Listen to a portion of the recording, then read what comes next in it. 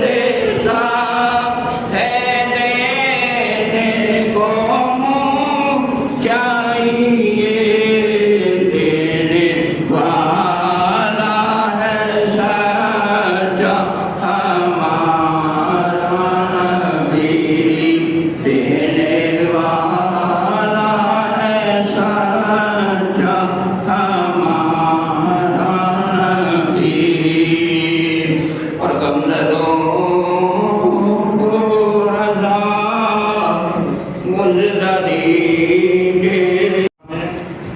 قرآن سے ہدایت حاصل کرنے والوں کی ایک علامت یہ بھی بتائی ہے کہ وَمِمَّا رَزَقْنَاهُمْ يُنْفِقُونَ، اور وہ لوگ جو اللہ کی راہ میں، جو ہماری راہ میں خرچ کرتے ہیں۔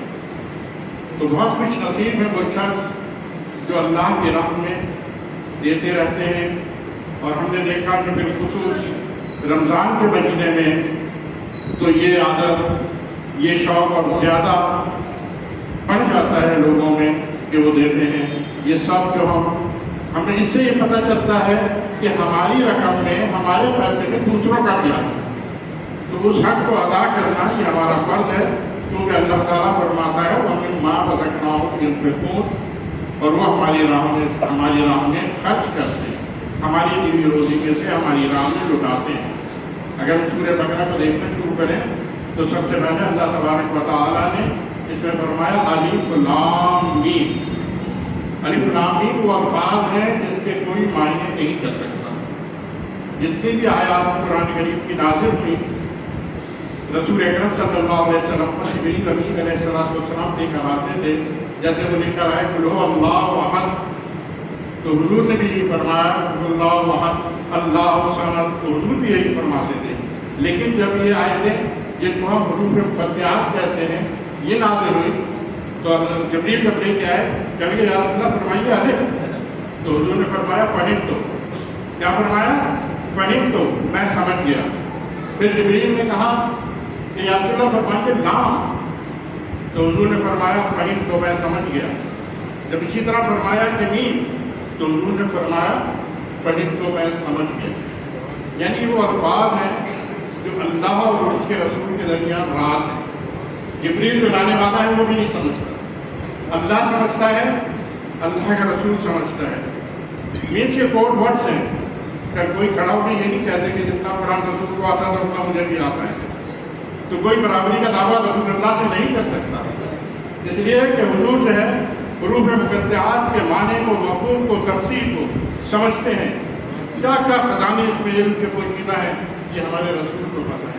تو پہلے الف لام میم ہے، پھر اللہ نے فرمایا ذالک الکتاب لا ریب فیہ، وہ بلند رتبہ کتاب جس میں شک کی کوئی جگہ نہیں۔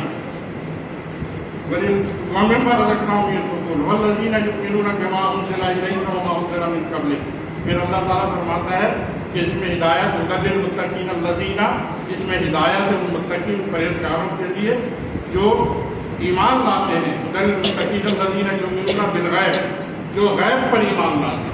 کس پر ایمان لاتے ہیں؟ اس میں سے ہدایت کون حاصل کرتا ہے؟ جو غیب پر ایمان لاتا ہے۔ تو غیب کون سا ہے؟ غیب وہ ہے جو ہمارے رسول صلی اللہ علیہ وسلم نے بتایا ہمیں۔ جنت کیا ہے؟ غیب ہے۔ جہنم کیا ہے؟ غیب ہے۔ اللہ کیا ہے؟ غیب ہے۔ اس سب کی اطلاع، جنت کیا ہے، جہنم، ہر چیز، حوض کوثر، یہ کس نے ہمیں بتایا؟ رسول اکرم صلی اللہ علیہ وسلم نے۔ تو رسول اکرم صلی اللہ علیہ وسلم غیب جانتے تھے، انہوں نے بتایا، اس غیب پر ایمان لانا ہمیں۔ اسی طرح جب کہ غیب کا ایک شکل بتائی گئی کہ جو قرآن سے ہدایت حاصل کرنے والے ہیں یؤمنون بالغیب، پھر وَیُقِیمُونَ الصَّلَاۃَ، دوسری نشانی یہ بتائی، دوسری علامت یہ بتائی گئی کہ وہ نماز قائم کرتے ہیں۔ پھر تیسری نشانی یہ بتائی گئی ہے کہ وَمِمَّا رَزَقْنَاهُمْ يُنْفِقُونَ، وہ جو اللہ کی راہ میں خرچ کرتے ہیں۔ تو اللہ کا شکر ہے آپ لوگوں نے، جن لوگوں نے اللہ کی راہ میں دیا اور دے رہے ہیں، اللہ تعالیٰ کی اس ہدایت پر عمل کر رہے ہیں کہ یہ لوگ قرآن سے ہدایت حاصل کرنے والے ہیں، ان لوگوں میں ان کا شمار ہوتا ہے۔ تو آپ لوگوں نے جو کچھ دیا اللہ تعالیٰ کا شکر ادا کریں کہ اللہ تعالیٰ نے ہمیں ہدایت حاصل کرنے والوں میں رکھا، اور اللہ تعالیٰ نے قرآن میں یہ وعدہ فرمایا، میں اکثر بتاتا رہتا ہوں، لا ندیع اجر من احسن عملا، کہ اللہ کسی کی نیک عمل کی اجر کو ضائع نہیں کرتا. تو آپ کے دیے ہوئے میں سے آپ لوگوں کا شکریہ کہ آپ لوگوں نے جو کچھ دیا آج ہم اسی کو لوٹا رہے ہیں. تو سب سے پہلے ہم ظفر صاحب کو کہیں گے کہ وہ تشریف لائیں. یہ ہمارے بزرگ ہیں ظفر صاحب جو ہمیشہ ہر سال آتے رہتے ہیں. اور کیا نام ہے ہر سال کیا مسجد میں ہی آتے رہتے ہیں, بہت زیادہ پرانے بزرگ ہیں. تو یہ میں کہوں گا پہلے امام صاحب کو جو ہے نا یہ عنایت فرمائیں گے. یہ سب آپ کا کیا ہوا ہے وہ مما رزقناہم ينفقون میں سے یہ ہم دے رہے ہیں جو کچھ بھی اس طرح ہے. جناب حافظ صاحب سے حافظ صاحب کو ہم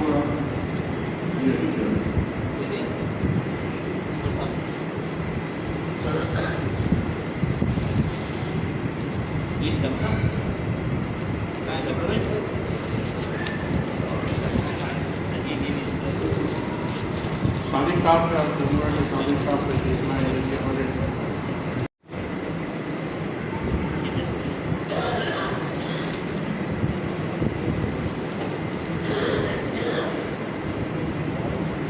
یہ سامر صاحب کا ہے. محدود صاحب جو سماعت کر رہے تھے قرآن مجید کو پڑھا جا رہا ہے.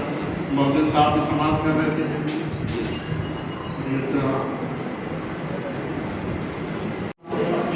گودائیوں سے جو ہم سے ہوتے ہیں مولا یا پر